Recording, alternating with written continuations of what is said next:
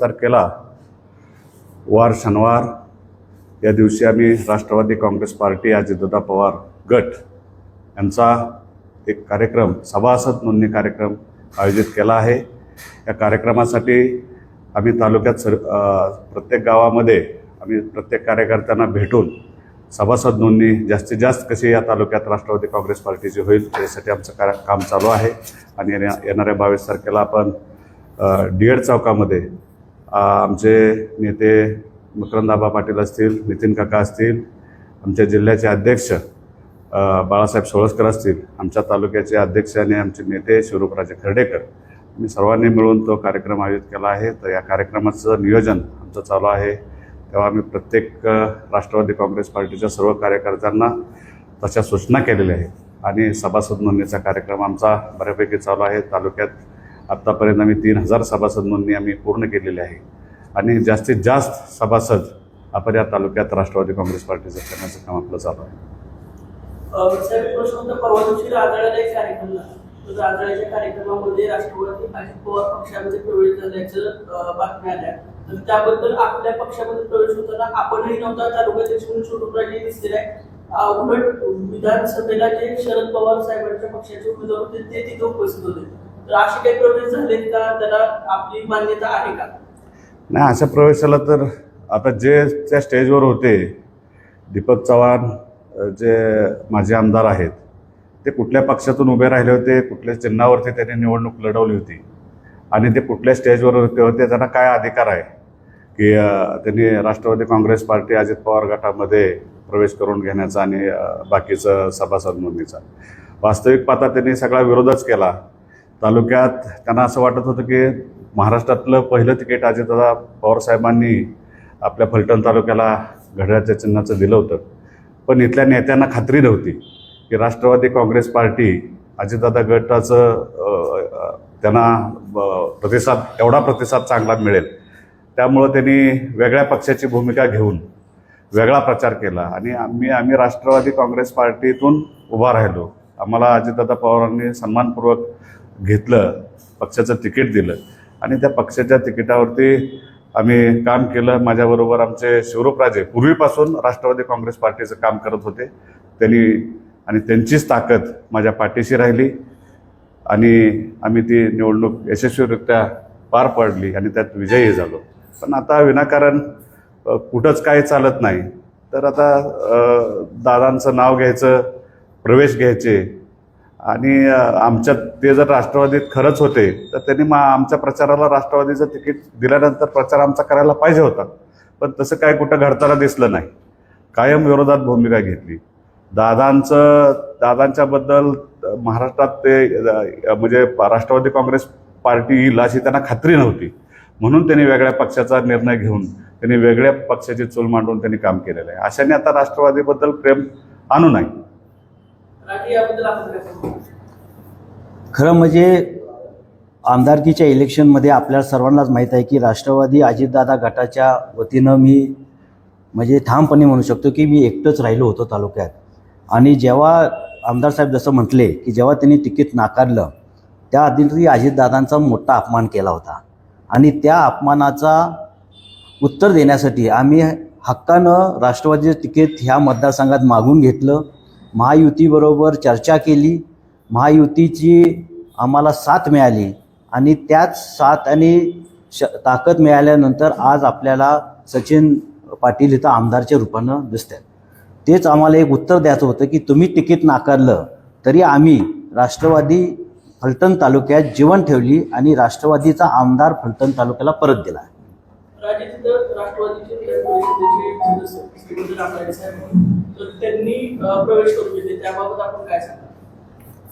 त्यांनी प्रवेश करायचं खरं म्हणजे आधी की त्यांनी कुठल्याही राष्ट्रवादीच्या कार्यक्रमात अजूनपर्यंत भाग घेतला नाही।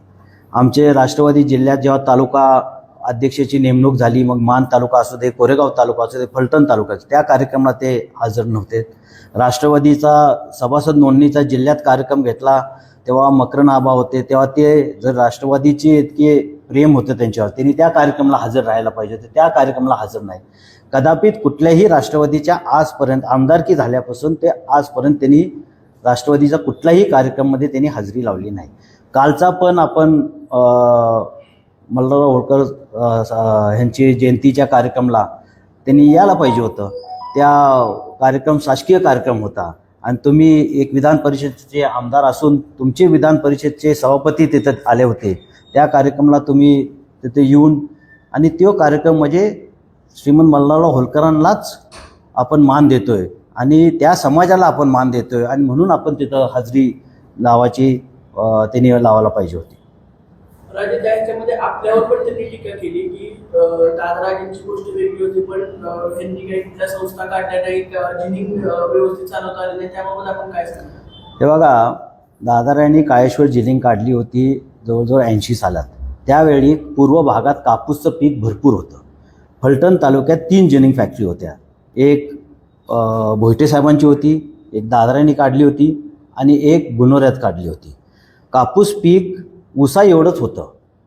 कदापि त्यावेळेला कापसाच्या पिकाला पांढरं सोनं म्हणून असं शेतकरी म्हणत होते आणि अचानक कापूसाचं पीक नष्ट झालं, रोग आला आणि कापसाचं एकही गुंठा आपल्या पूर्व भागात किंवा फलटण तालुक्यात कुणीही शेतकरी लावत नव्हतं आणि कापसाचं पीक बंद झाल्यामुळं जिनिंग बंद झालं. जिनिंग कुठल्याही कापसाचं पीक असून जिनिंग बंद झालं असतं तर तुम्ही आमची संस्था आम्ही बंद पाडली असं म्हटलं तरी आम्ही मान्य केलं. पण पीकच नसताना जिनिंग कशावर चालवायचं? तुम्हाला साधं उदाहरण देतो. दूध संस्था आपण रामरायांच्या ताब्यात दिली होती. दूध चालू आहे, मग दूध संस्था त्यांनी बंद का केली? दूध संस्थेचे लिलाव का काढायला लागले? जेव्हा दूध आहे तेव्हा तुम्ही ती संस्था करताय आणि आमच्या संस्थेला कापूस नसताना बंद पडलेली संस्था तुम्ही त्याच्यावर टीका करताय. पहिलं तुम्ही ह्या दूध संस्था दूध असून का बंद पडली ह्याचं करा. श्रीराम कारखाना तुमच्या ताब्यात दिला. श्रीराम कारखाना दिल्यानंतर फलटण तालुक्याने उत्साहानं तुम्हाला ठेवी दिल्या. हे तर सत्य आहे. करोडोमध्ये लोकांनी तुम्हाला ठेवी दिल्या. हे ठेवी काय उद्देशानं दिल्या की तुम्ही श्रीराम कारखाना चालवावं, श्रीराम कारखाना परत फलटणचा वैभव तुम्ही परत आणावं. मग तो कारखाना तुम्ही किती दिवस चालवला आणि तो कारखाना जेव्हा लोकांनी तुम्हाला ठेवी दिल्या चालवायला करता तुम्ही काय केलं? तुम्ही दुसऱ्याला चालवायला दिलं. मग ही संस्था 2 संस्था ज्या तालुक्यातल्या प्रमुख आहेत ह्या संस्थाचं तुम्ही पहिलं खुलासा करा आणि मग आमच्या काळेश्वरच्या जिनिंगचं तुम्ही आम्हाला खुलासा म्हणा. राजे त्यांनी अजूनही केलं की नीरा ते पाणी पूर्ण झालं येणारे तर पूर्व भागातल्या 36 गावांना त्याचा तोटा होणार किंवा फटका बसणार, त्याबाबत आपण काय सांगाल? नाही, आमचं म्हणणं नाही फटका काय बसणार नाही. जे आपल्याला आज तालुक्याला पाणी मिळते तेवढंच पाणी आपल्याला मिळणार आहे. स्वतः आमदार साहेब कालवा समितीच्या मीटिंगमध्ये त्यांनी आपल्या मंत्री विखे पाटील साहेबांना त्यांनी मागणी केली आणि विखे पाटील साहेबांनी खुलासा केला की कुठल्याही तालुक्यातलं पाणी एक थेंबही कमी होणार नाही. उलट वाढलेलं पाणी कसं वाटप करणार त्याच्यावर ते कालवा समितीवर चर्चा करून किंवा त्यांच्या पद्धतीने ते पाणी वाटप होणार आहे. 36 गावचं पाणी कमी होणार नाही, क्षेत्र वगैरे काही कमी होऊ शकत नाही होणार. रामराय साहेबांनी त्यामध्ये सांगितलं पण ऊसाचं क्षेत्र वाढलंय ते परत कमी होईल किंवा अशी त्यांनी त्याच्यामध्ये टीका केली, सांगोलीला पाणी जाणार. बघा, रामराजेसारख्या सिनियर माणूससारखा आम्ही वैयक्तिक कधीही कुणा टीका केली नाही. आजही आम्ही वैयक्तिक त्यांच्यावर टीका करत नाही. आम्ही नुसतं त्यांचे प्रश्नाची उत्तरं तुम्हाला देतोय. ते जे समजतात की मी पाण्याच्या संदर्भात त्यांची PhD आहेत आणि त्यांनीच असं बोलावं हे तुम्ही त्यांनाच विचारायला पाहिजे ना, कसं पाणी कमी होणार, काय कमी होणार. ते पण होते कालवा समितीच्या मीटिंगमध्ये.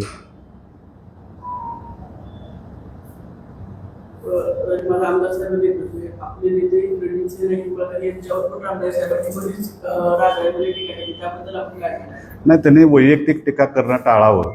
कारण आपल्या खासदारांनी स्वतःच्या हिमतीवरती उद्योगधंदे तालुक्यात आणले. स्वतःच्या ताकदीवरती स्वतःची ताकद तयार करून या तालुक्यातल्या तरुण वर्गाच्या हाताला काम मिळावं म्हणून स्वतःच्या जीवावरती स्वतःचा कारखाना उभा केला.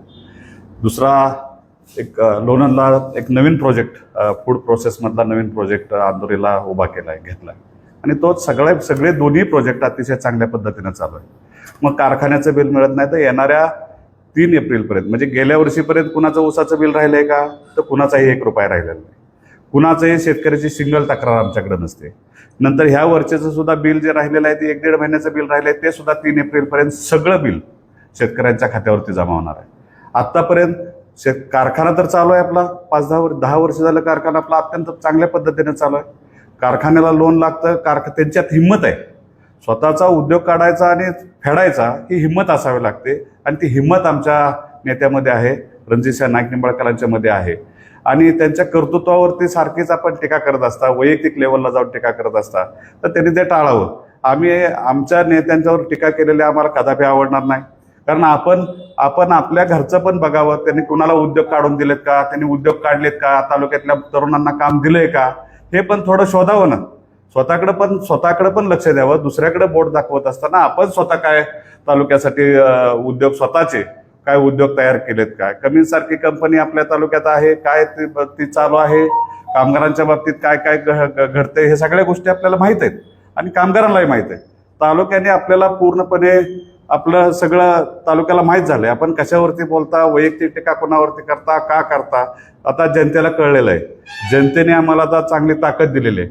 जनतेचा ओढा आमच्याकडे आहे, राष्ट्रवादी काँग्रेस पार्टीकडे आहे, आमच्या युतीकडे आहे. भारतीय जनता पार्टीकडे सुद्धा लोक प्रचंड प्रमाणात येत आहेत. राष्ट्रवादी काँग्रेस पार्टीकडे सुद्धा आमच्याकडे लोक आमच्या बरोबर काम करायला त्यांची तयारी आहे. मग असं असताना तुम्ही व्यक्तिदोषानं कायम रणजितदादांना टार्गेट करता, तर करू नये. त्यांनी स्वतः धंदे काढले, स्वतःचे धंदे, त्यांच्यात कर्ज किती असू द्या, त्याच्यात फेडायची सुद्धा हिंमत त्यांच्या अंगात आहे. तेव्हा आपण त्याची काळजी करू नये. आपण फेडणार नाही कर्ज रणजितदादाच फेडणार आहे.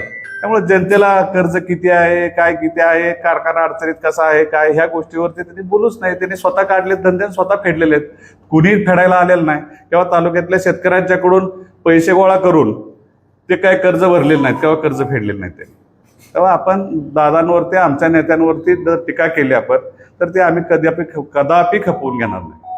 त्याच्यामध्ये एक टीका करताना त्यांनी असं श्रीराम कारखाना यांना पाहिजे, कारण की ह्यांचा स्वतःचा कारखाना नीट चालवण्यासाठी ऊसाचं क्षेत्र वाढलं किंवा कमी झालं तर श्रीराम कारखाना बंद पाडून स्वतःचा उद्योग चालवण्यासाठी म्हणून ह्यांना श्रीराम कारखाना ताब्यात घ्यायचा. त्याबद्दल आपण काय सांगता? हे बघा, श्रीराम साखर कारखाना तुम्ही आतापर्यंत म्हणत होता की कर्जमुक्त आहे. परवाच्या प्रेसमध्ये चेअरमननी सांगितले की 100 कोटी देणं आहे जवाहरला, बरोबर का? तुम्हीच होता प्रेसला. आता हे 100 कोटी जवाहरला देणं आहे आणि ह्यांनी प्लॅनिंग केले की 10 वर्ष किंवा 12 वर्षानंतर हे सगळं देणी जाऊन आणि मग श्रीराम कारखाना परत सभासदाचा होणार. आमचं मत आहे की श्रीराम साखर कारखाना सभासदाचा आहे, शेतकऱ्यांचा आहे, शेतकऱ्यांनी श्रीराम साखर कारखाना चालवावा आणि म्हणून आम्ही या इलेक्शनला सामोरे जायला. सभासद निर्णय घेईल ना, जवाहरकर ठेवायचा आहे का स्वतःकर चालवायचा आहे. आणि श्रीराम साखर कारखाना बंद पडायचा उद्देश कुठल्याही सभासदाचा फलटण तालुक्यातला कधीही नाही. श्रीराम साखर कारखाना हा सर्वांनी, मग त्यात मालोजीराजेपासून शिवाजीराजे असतील, दादाराजे असतील, हनुमंतराव पवारांचे वडील असतील, हनुमंतराव पवार असतील, सर्वांनी श्रीराम कारखाना जीवन ठेवण्यासाठी आपल्या पद्धतीने कष्ट केल्यात, आपल्या पद्धतीने त्यांनी हे केले. आणि श्रीराम कारखान्यापर्यंत आजपर्यंत माझा ऊस श्रीराम कारखान्याला काय प्रमाणात 100% जातो. मी म्हणत नाही माझा 100% ऊस जातो, बट माझा ऊस श्रीराम कारखान्याला दरवर्षी असतो. हे तुम्ही कारखान्यावर जाऊन नोंद घेऊ शकताय. टोळ्यांचं वांदा असते श्रीराम कारखान्याला, आम्हाला टोळ्या मिळत नाही म्हणून पर्यायानं आम्हाला दुसऱ्या कारखान्याला ऊस घालायला लागतो. पण जेव्हा आम्हाला टोळ्या देतात श्रीराम, तेव्हा आम्ही श्रीरामला ऊस घालतो. आणि 100 कोटी 2000-3000 टन एक्सपेन्शन करण्याला हे सभासदला पटते का? आज नवीन साखर कारखाना जमीन घेण्यापासून, कन्स्ट्रक्शन करण्यापासून साधारण 200 ते 225 कोटी खर्च येतोय. आणि तुम्ही जुन्या मशिनरी जवाहरने आणल्यात तिकडच्या आणि हिथं लावल्यात आणि तुम्ही आमच्यावर 100 कोटीचं सभासदांवर कर्ज लादताय. हे सभासदला पटतंय का? हे माझं प्रश्न सभासदांना आहे. नवीन कोऱ्या मशिनरी आणल्यात का? कुठल्या मशिनरी आणल्यात? आणि किती वर्ष आपण जवाहरला चालवायला द्यावा पाहिजे? तुम्ही जेव्हा कर्जमुक्त कारखाना झाल्यानंतर आपण चालवायला पाहिजे होतं. तुम्ही आज पण चालवायला घ्या ना. तुम्ही चालवायला घेतला कारखाना तर आमचं कुणाचंच म्हणणं नाही. माझा आमदार साहेबांना पुढचा प्रश्न होता की त्यांनी टीका करताना रणजितदादांवर अशी टीका केली की कुठेंनी स्वराज डेअरी घेतली आणि त्याच्यानंतर कुठेंची अवस्था वाईट झाली, ते आता जेलमध्ये आहे, त्यांच्यावर ईडी वगैरे आहे, त्याबाबत आपण काय सांगणार? आता कुठेनी डेअरी तर दुधाला दूध डेअरी आपण देत असताना दादानी 7 लाख लिटर दूध त्यांच्या स्वराज डेअरीमध्ये होतं. आता धंदा ज्यांनी त्याने ज्याला विकल्यानंतर ज्यांनी त्याने धंदा ज्याला त्याला चालवायचा असतो, त्या दादांचा काहीच दोष नाही, काही संबंध नाही. ज्यांनी घेतली तरी तो प्रपंच त्याचा नीट चालवला पाहिजे, त्याचा उद्योगधंदा नीट बघितला पाहिजे. त्याची जबाबदारी दादांची कशी असू शकेल? आणि त्याच्या बिडी आपला काय संबंध आहे? त्याचा विकला माल, आपण एखादी जमीन घेतो आणि जमीन विकतो आणि तो शेतकरी समजा त्याला करता येत नाही जमीन आणि तो अडचणी देतो म्हणून काय ज्यांनी विकली तो त्याचा दोषी होऊ शकतो का? अजिबात नाही. टीका करायची म्हणून करायची, नावं ठेवायची म्हणून ठेवायची. आता तशी संस्कृती आमच्या नेत्याने आम्हाला दिलेली नाही. आमचे संस्कार चांगले आहेत, आम्ही चांगलं बोलतो, इतरांबद्दल विरोधकांबद्दलही चांगलं बोलत असतो. पण त्यांनी पातळी सोडून बोलू नये, कारण मग आम्हालाही बोलायला त्यांनी लावू नये, याचाही विचार त्यांनी करावा. आमदार साहेब, एक वेगळा प्रश्न आहे. फलटण तालुक्यातील आणि बारामती तालुक्यातील काही फॅक्टरी नीरा नदीमध्ये पाणी सोडतात, त्यामुळे नदीचं मोठ्या प्रमाणात प्रदूषण होते. यावरती आपण तोडगा काढणार. निश्चितपणे आपल्या तालुक्यातल्या ज्या काय फॅक्टरी असतील, आपल्या तालुक्यातल्या, आता बारामती तालुक्यातला विषय असेल तो बारामतीतले नेते आमचे अजितदादा पवार साहेब त्यांना सूचना देतील आणि त्या पद्धतीनं ते काम करून घेतील. पण माझ्या तालुक्यातल्या जर काय कंपन्याचं दूषित पाणी जर जात असेल तर निश्चितपणानं त्याच्यावर मी तोडगा काढणार. तसं असेल तर तसं आपल्याला काय माहीत असेल तर मला सांगावं, मी तिथं प्रत्यक्ष जाऊन पाहणी करून त्याच्यावर योग्य वेगवेगळे आंदोलन होत आहेत आणि सगळे मासे आहेत ते मेलेल्या प्रमाणात. असं काय आता तर माझ्या काय निदर्शनास काय आलेलं नाही. सोशल मीडियावरती व्हिडिओ आहेत. ठीक आहे, हां तर ठीक आहे. प्रदूषण विभागाला त्याला आपण पत्र देऊ, त्यांनी काय कारवाई करायची काय नाही त्याला आपण सांगू. जे योग्य त्या कंपन्या कुणाची असेल, माझी कंपनी असेल तर माझ्यावर कारवाई करायची मी तशी सूचना अधिकाऱ्यांना देऊ. बावनकुळे साहेबांनी स्वतः बघून त्याचा रिपोर्ट मागितलाय, अधिकारी सगळे हजर होते. कशाचा? आता पुन्हा त्या नीरा नदीचं बघू, आपण माहिती घेऊन तुम्हाला देतो. त्यातली पूर्ण माहिती मला नाही, तुम्ही मला माहिती द्या. निश्चितपणानं आपल्या भागातल्या ज्या काही कंपन्या असतील त्याला आपण जाऊन मेहता साहेब आपण स्वतः जाऊन भेटू आणि ज्या काही अडचणी असतील त्या निश्चितपणानं हा ठीक आहे. अजितदादा पवार साहेबांना आपण ते कल्पना देऊ, सांगू त्यांना, ते निश्चितपणानं दखल त्याची घेतील. त्याच्यापूर्वी त्यांनी घेतली होती दखल. कंपनीमध्ये प्रश्न एक कमीचा जो आपला मुद्दा विधानसभा निवडणुकीचा काम करायचा, त्या कामकाजाचं पुढे काय झालं पगाराचं? पगाराचा तर पगार त्यांचे वाढवले, तिथनं 2-3 हजारांनी पगार काहीतरी वाढलेत. आमच्या चर्चा चालू आहेत तशा पद्धतीनं. राजसाहेब प्रश्न, रामराजे साहेब आता राष्ट्रवादीमध्ये आहेत का? टेक्निकली रामराजे राष्ट्रवादीत आहेत. ते मुलाचे प्रवेश घेताना किंवा हे घेताना तालुकाध्यक्ष, जिल्हाध्यक्ष ह्या कुणाला कल्पनातून प्रवेश नाही, त्या कुणाला मी जिल्हाध्यक्षांना माझं फोन झालं, मला तर त्यांनी विचारलं नव्हतं ना, जिल्हाध्यक्षाला विचारलं होतं. आणि प्रवेश म्हणजे एका कुटुंबातले 4 लोक होते असं. आणि ज्या ज्या वेळा ह्या टाईपचं त्यांनी व्यक्तित्व करतात, ज्या ज्या टाईमला त्यांनी वैयक्तिक टीका करतात, त्याचं उत्तर आम्ही टीकेतनं देत नाही. मागच्या खेपेला असंच आसूच्या सभेत त्यांनी टीका केली, माणिकरावांचा प्रवेश झाला. परवा त्यांनी राजाळ्यात टीका केली, काल ओळखीचा प्रवेश तुम्ही बघितला. आणि त्याचं उत्तर आम्ही त्या पद्धतीने त्यांना देत जातो.